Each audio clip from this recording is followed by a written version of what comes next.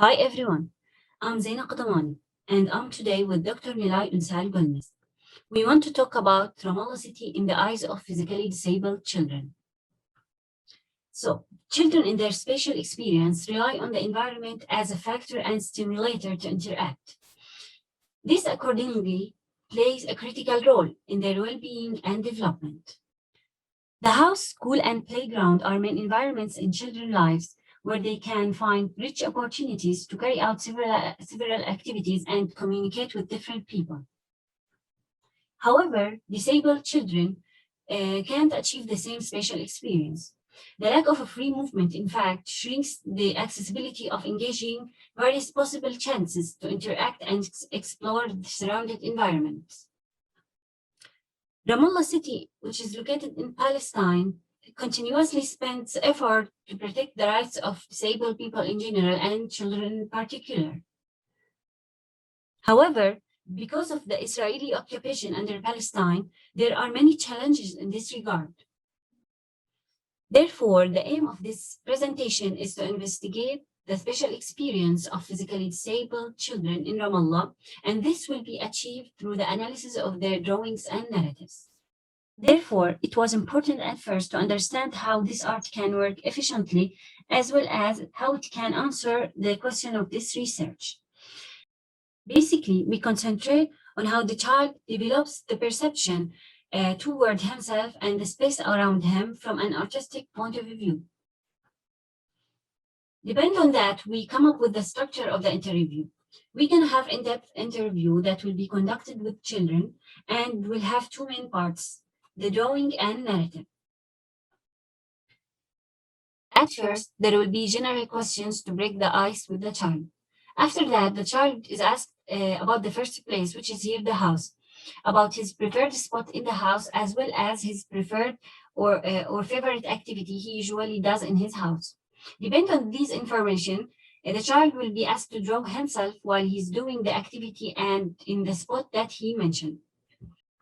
At the end, we're going to have 3 drawings from each child. We analyze them according to the survey we have prepared before. Depend on the analysis above, the special experience of children will be evaluated in terms of 3 scales, the accessibility, movability, and usability.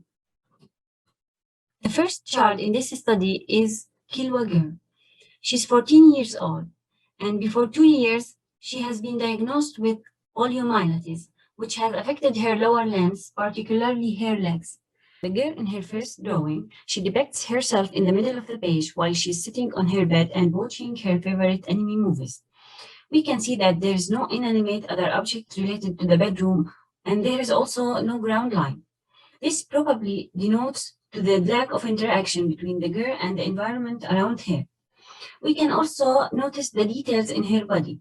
It might reflect her tremendous thoughts up in her mind and the concerns she's always thinking of. Maybe this is also indicates that she's listening carefully to what's happening around her, but at the same time, she prefers to protect herself within her secure zone. In the second drawing, she depicts herself while she's sitting on a bench with her friends in the schoolyard. Here, she again clearly draws herself with very precise details on her body, but still she doesn't reflect any facial expressions. The other human figures, as we can see here, related to her friends, they are described as small stars. Still, the girl has a conservative relationship with this place, and even she's not interested to communicate or to release her thoughts to the outer place. There are clear ground lines here, as we can see, that are described as a step just before reaching the seat here.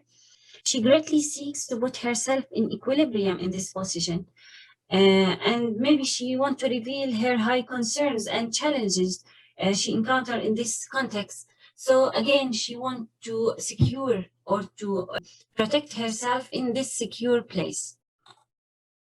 In the last drawing, she represents herself while she's looking at the fountain in a public park in Ramallah. And here she's taking a photo with her mobile phone.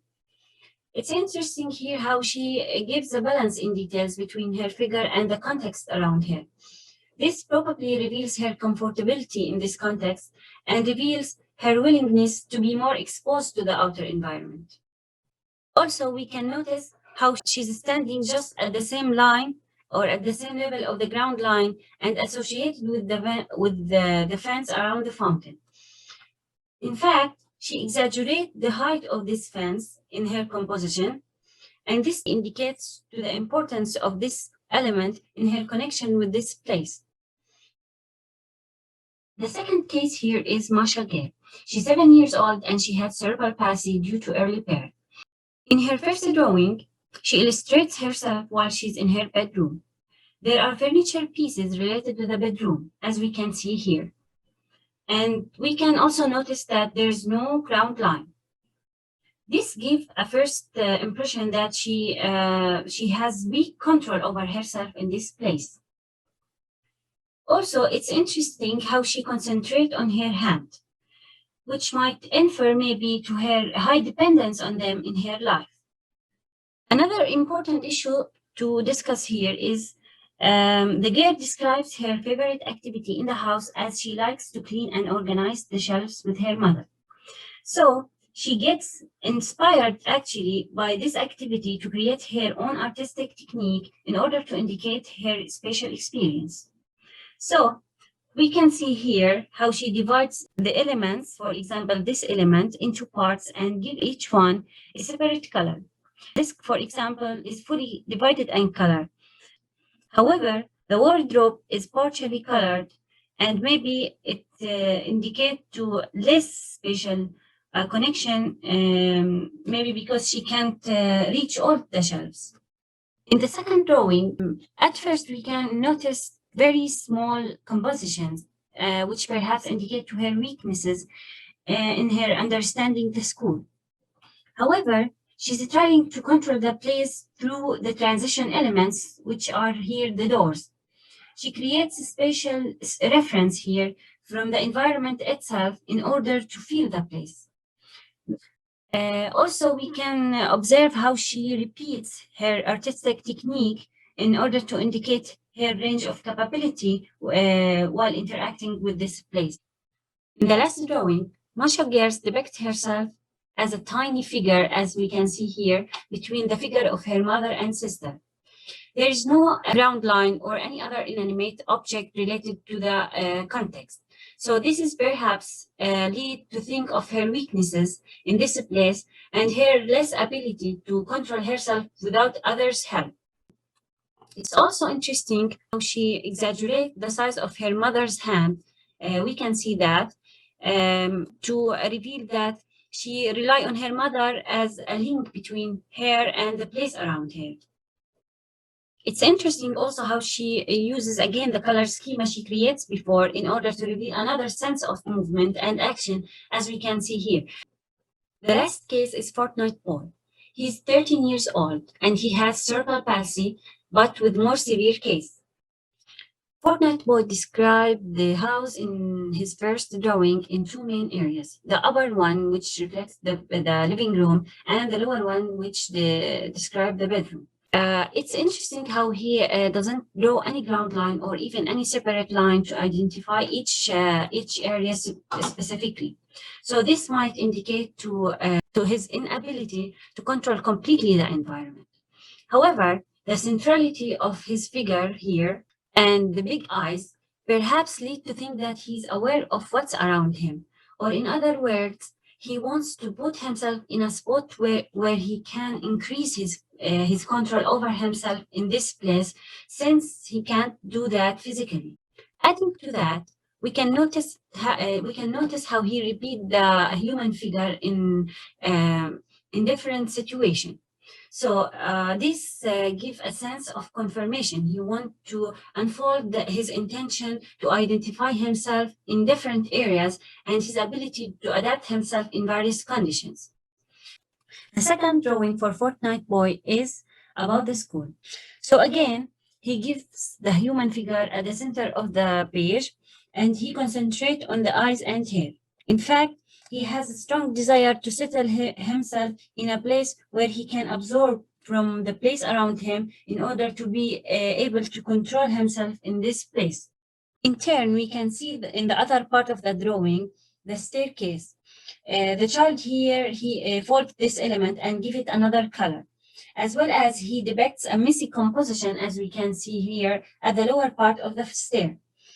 This is probably reveals a high concern to the child because, as he says, it is a must to wait for all students to pass the stair to be able to safely use it, particularly in the lower part where there is no railing. In the last drawing, we can see two parts, the sitting area and the swimming pool. The boy for the first time illustrates a ground line which describes the difference in level between both areas. This probably indicates to more perceptual sensitivity towards the place. The child again tries to illustrate himself in the middle of the paper, which is here as he's swimming in the pool. He depicts the border of the pool with different color and gives blue a stroke to indicate the water. This is perhaps the most important spot to him in this place.